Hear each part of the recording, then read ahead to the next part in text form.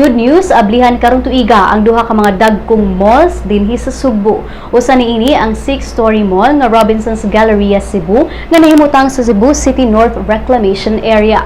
Ang Robinson's Galleria Cebu gingan lang first garden mall sa Pilipinas tungod sa green architectural design niini. Aduna kini unom ka mga sinihan nga naglakip og duha ka 3D theaters.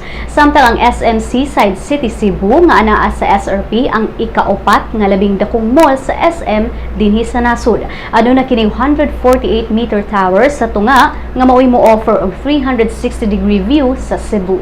Ang SM Seaside aduna sa full-sized ice skating rink, sinihan ug bowling center. Sa pagkakaroon, padayon pa ang konstruksyon sa duha ka mga malls ug gilauman nga mahuman sa dili pa mahuman ang 2015.